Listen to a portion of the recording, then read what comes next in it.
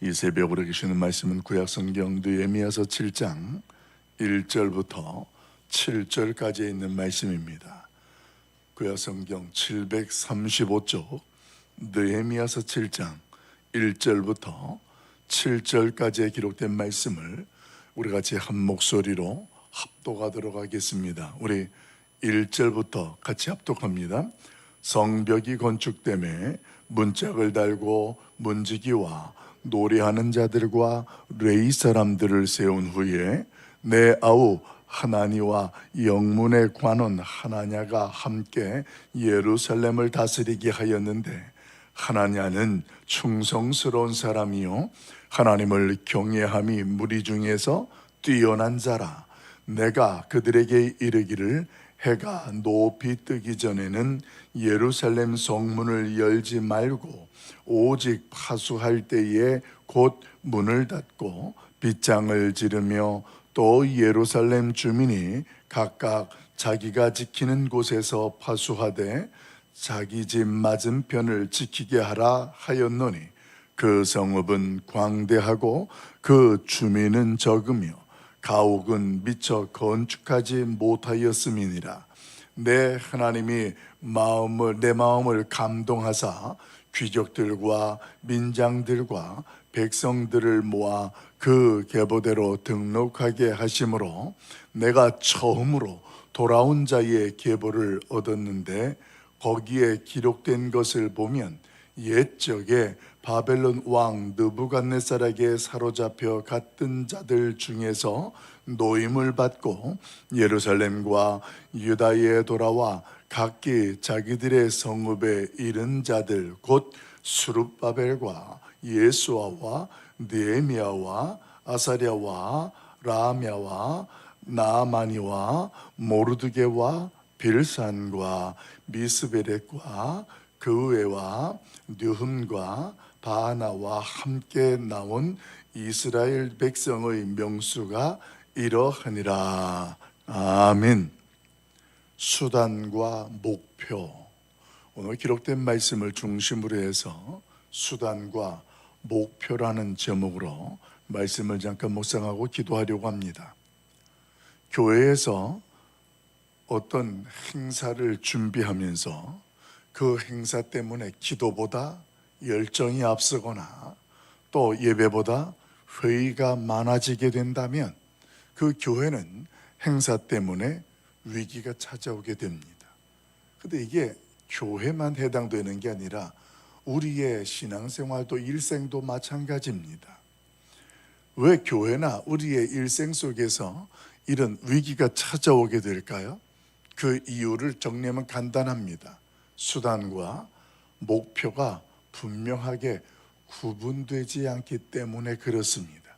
이것이 목표인지 아니면 이것이 목표를 이루기 위한 수단인지를 알지 못하면 어떤 것에 가치를 부여하고 거기에 전력 투구를 해야 할런지에 대해서 생각들을 할 수가 없기 때문에 그렇습니다.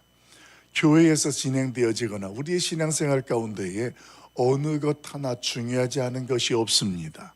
모든 행사가 중요하고 우리의 모든 신앙생활이 다 소중합니다. 이렇게 모든 것들이 다 중요하지만 이런 모든 것들이 다 수단에 불과하다라는 것을 저와 여러분은 알아야 한다라는 것입니다. 자, 그러면 교회에서 진행된 모든 행사든 그 어떤 것의 신앙생활의 목표는 뭘까요? 그 목표는 다른 것이 아니라 영혼 구원입니다. 한 영혼을 세우고 살리는 일이 목표이고, 그 목표를 이해해서 그 외의 모든 것들은 다 어떤 것이 되냐면 수단이 되고 방법이 된다라는 것입니다. 사랑하는 성도 여러분, 이 부분을 명확하게 우리의 신앙과 인생 가운데에, 교회 가운데에 구별되지 않으면, 구분되지 아니하면 행사를 치르다가 그 행사 때문에 갈등이 생깁니다. 그 행사 때문에 상처를 주게 됩니다. 우리가 뭘 할 때의 열정이라는 것은 매우 중요합니다. 그 열정을 무시하는 게 아니에요. 열정도 중요한데 그 열정과 함께 그거보다 더 앞서야 될 게 기도라는 거예요. 기도가 더 우선되어지고 중요하고, 그리고 기도 안에 열정이라는 것이 보호받아야 교만할 수가 없고 하나님이 드러나게 된다라는 거예요. 우리가 회의를 하는 것도 중요합니다. 어떤 일들을 준비하고 그 계획들을 진행하는 데 회의가 필요하죠.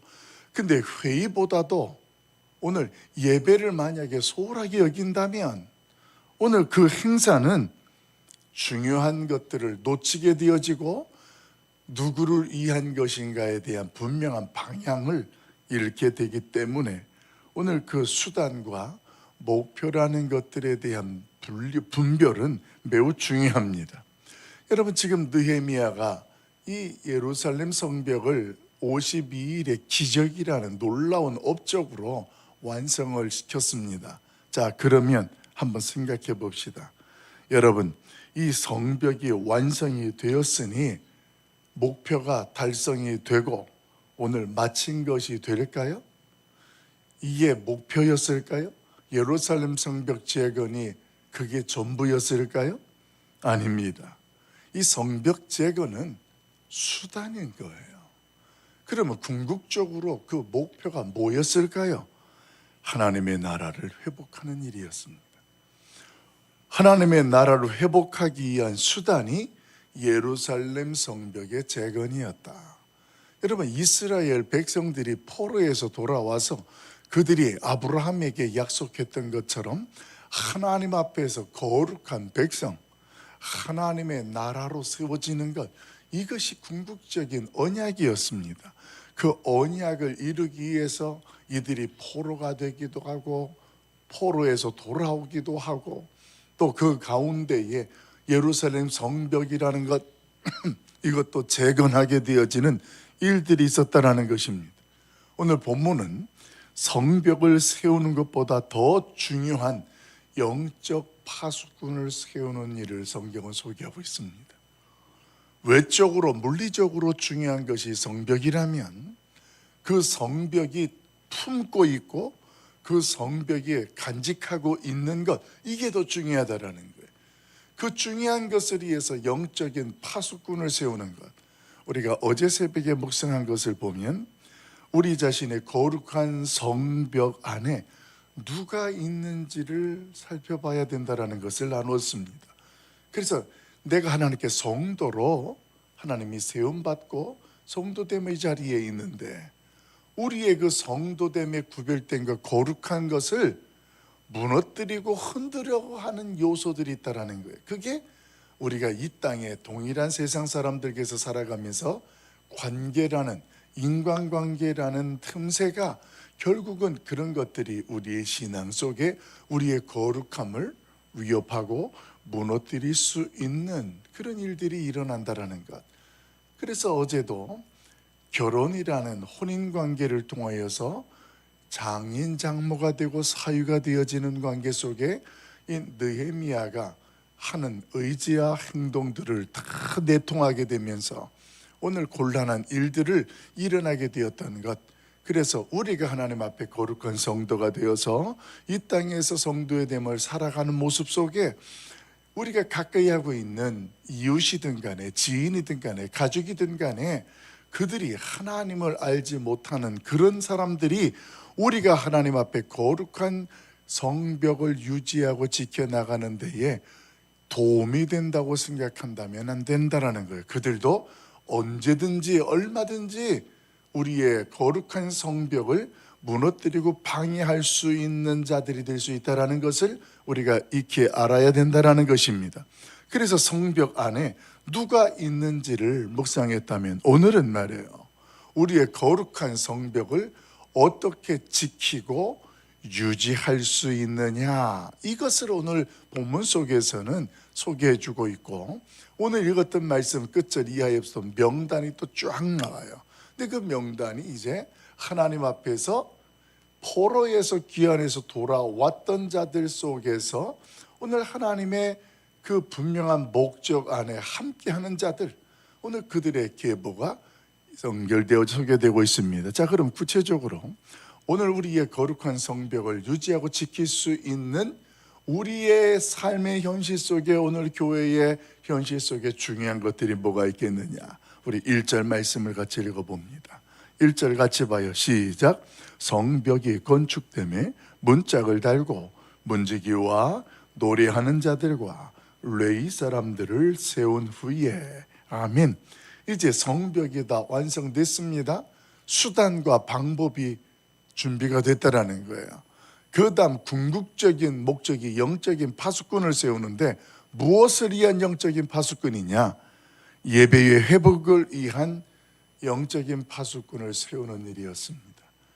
여러분, 우리의 신앙생활 가운데에 어떤 것들에 대해서 이제 이번 주일날 우리가 전교인 대청소를 하잖아요. 청소하는 일, 그것도 굉장히 중요한 일이고 가치 있는 일입니다. 그런데 왜 청소하고 우리가 왜 그렇게 열심을 내는지에 대해 생각한다면 정리가 되는 거예요.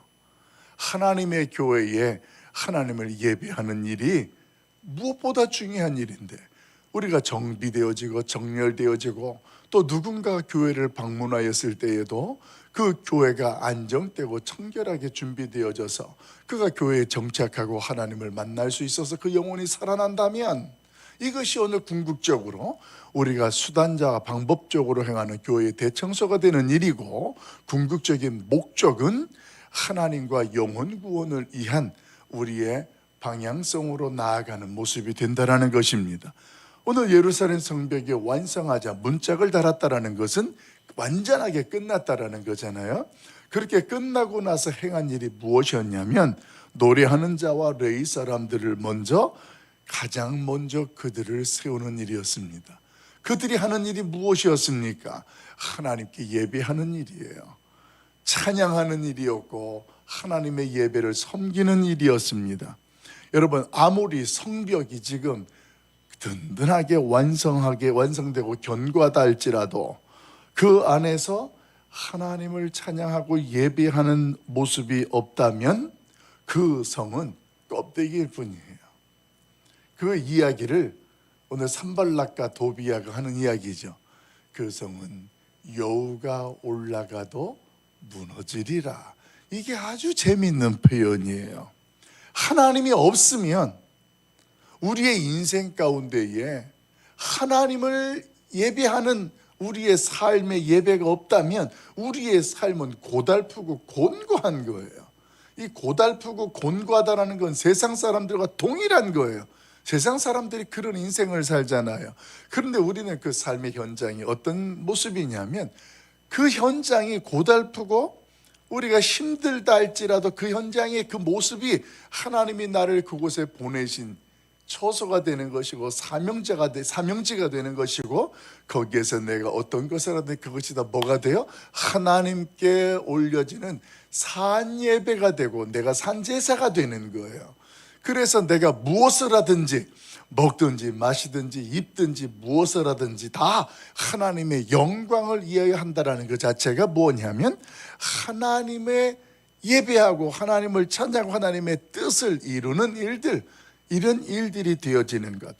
여러분, 성도의 삶의 예배가 없으면 우리는 세상 사람들과 구별되지 않는 거예요. 하루하루가 지옥일 뿐이에요. 근데 성도들은 어떤지 아세요? 상황이 어때도 형편이 어때도 그 자리가 하나님이 함께 하시고 하나님이 도우시는 자리니까 거기에서 천국을 맛보는 거예요. 할렐루야. 오늘 하나님께서 저와 여러분에게 그런 시간들과 그런 삶을 준비해 놓으셨습니다. 내가 하나님 앞에 거룩한 성도로 세움받은 우리의 모습 속에 오늘도 우리의 거룩함이 하나님 앞에서 무엇이 목적이고 무엇이 수단인지를 분별해서 하나님의 이름과 그 하나님을 찬양하고 예배하는 우리의 현실이 될 수 있기를 예수님의 이름으로 간절히 축원합니다. 그래서 그 자리가 천국이 되게 하는 거예요. 천국을 맛보는 거예요. 그러면서 두 번째로, 우리는 어떻게 우리의 거룩한 성벽을 지키고 유지할 수 있을까? 2절 말씀을 보니까 우리의 매사의 모든 것들이 다 하나님 앞에 충성되고 그 하나님을 경외하는 신앙이 되어야 된다는 것입니다. 2절 한번 읽어봅시다. 같이 봐요. 시작. 내 아우 하나니와 영문의 관원 하나냐가 함께 예루살렘을 다스리게 하였는데, 하나냐는 충성스러운 사람이요 하나님을 경외함이 무리 중에서 뛰어난 자라. 아멘. 여러분, 하나냐가 그런 사람이었습니다. 이 시대에 하나님께서 찾는 사람이 어떤 사람이냐? 오늘 성도들 중에서도 무엇보다도 충성되고 그 하나님을 경외하는 사람입니다. 여러분, 여기서 충성되다라는 말의 의미가 뭐냐면, 누가 보든 말든 자기 자리를 지키고 자기의 사명을 감당해내는 사람을 뭐라고 말하냐? 충성스러운 사람이다, 이렇게 이야기하는 거예요. 그러면 그 하나님 앞에서 하나님을 경외하는 사람은 어떤 사람이냐?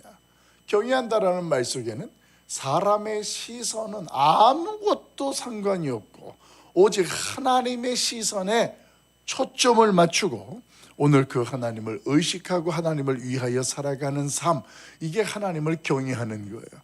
내가 뭘 하든지 어디에 있든지 하나님께 나의 시선이 맞춰져 있고 그 하나님을 의식하는 거예요. 이걸 우리는 코람데오의 삶이다, 하나님 앞에 선 삶, 이렇게 설명합니다.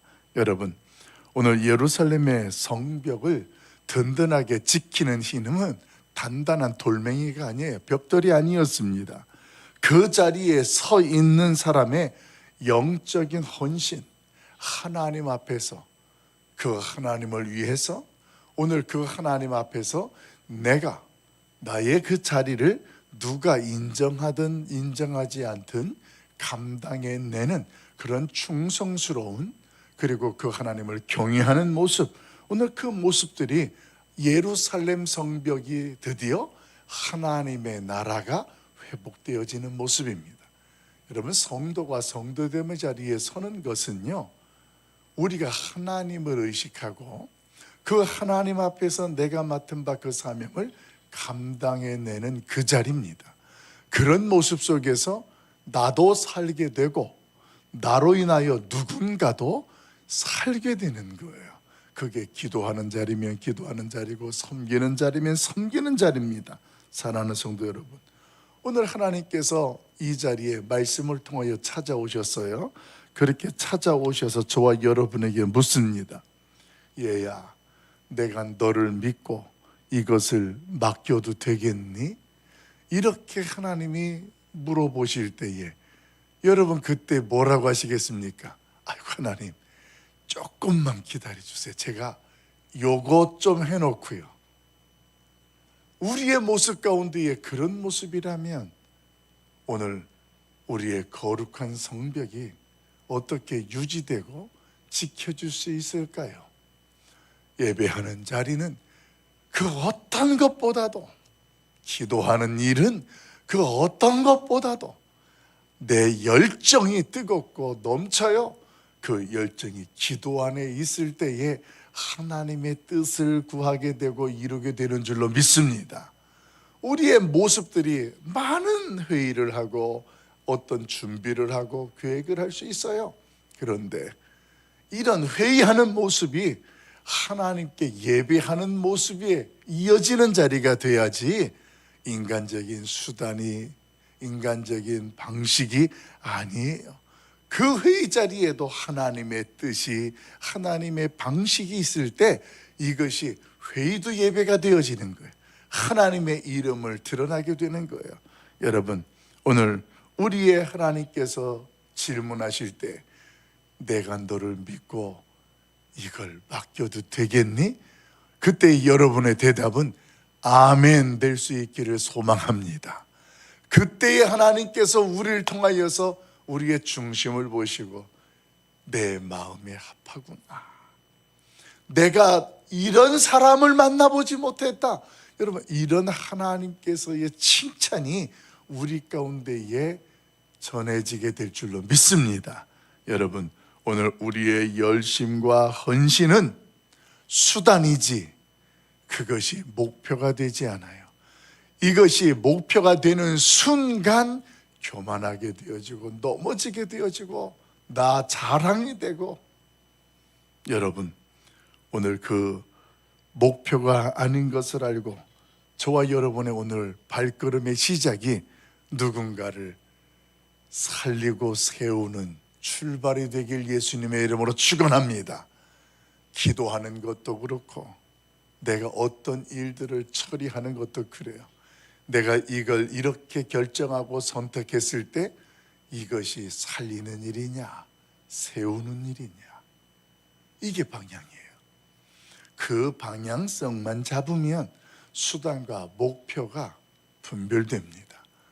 여러분, 하나님 앞에 붙들린 저와 여러분은 그 하나님의 나라를 위해서 세움받은 충성스러운 하나님의 자녀들인 줄로 믿습니다. 오늘도 누가 보든지 인정하든지 상관없이 내가 서 있고 맡겨진 그 일을 오직 하나님을 바라보면서 그 하나님의 뜻을 이루는 주의 백성들 우리 모두가 될 수 있기를 예수님의 이름으로 간절히 축원합니다. 기도하겠습니다. 사랑 많으신 아버지 하나님, 우리의 인생 속에 기도보다도 나의 열심이 앞서지 않게 하옵소서. 하나님 앞에 예배하는 자리가 내가 어떤 것들을 하는 것보다도 중요하다라는 사실을 깨달아야 우리의 인생 속에 위기가 찾아와도 위기가 아니고 기회가 될 수 있다라는 것을 깨닫게 하시는 주님, 오늘도 우리의 삶의 현장 속에서 수단과 목표가 분별되게 하여 주시옵소서. 세우고 살리는 일이라면 내가 조금 불편해도, 내가 중요하지 않게 생각하는 일이라도 세우고 살리는 일이라면 하나님, 내가 그 일에 그 자리에 서게 하여 주시옵소서.